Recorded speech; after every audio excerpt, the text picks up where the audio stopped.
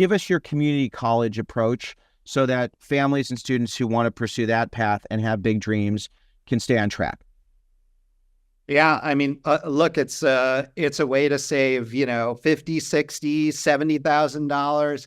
I saw a cost of attendance sheet a week or two ago for the University of California at Santa Barbara. In-state students who have, housing there and on campus is often cheaper than off campus at some of the UC schools. It's over $40,000 for an in-state student. So, if you can bear to live at home and go to community college for, $5,000 or less, I mean, that just, represents $70,000 in savings if you're not qualifying for other need-based aid. So, the money's a good reason to do it. So here's the thing, right? These, agreements and pipelines that the community colleges have with state universities are excellent, but they also require you to be absolutely 101.8% on top of your stuff, right? Which credits transfer, which credits don't, which credits transfer into which degree program, right?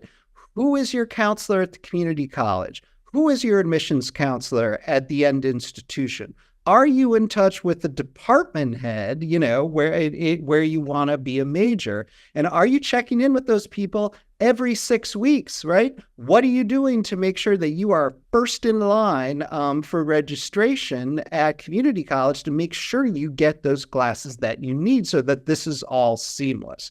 Way more often than not, this goes off the rails, right? But if you are truly determined to make it work, it absolutely can work. And there's some incredible counselors at the community colleges who are totally dedicated to helping you fulfill that goal. Now, what will you give up when you get there? Well, you'll only have 2 years or 3 years to make the kinds of connections that you otherwise might have, in 4 or 5 if you started at the end school as a first-year student. So, there is some sacrifice and some compromise, but, $50,000 or $60,000 or $70,000 in savings is a lot, right? And, none of the snobs who are going to be psyched that you went to Berkeley or UCLA or you're a scientist coming out of UCSD or a winemaker coming out of Davis, right?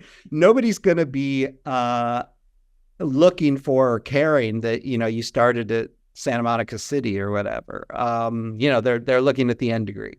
Yeah, I love that. And I wanted to give you the space to share it because I want to share that clip because I think it's such an important way of looking at going through that process. You need to be accountable. You need to be intentional. You need to make sure you take advantage of your people and places.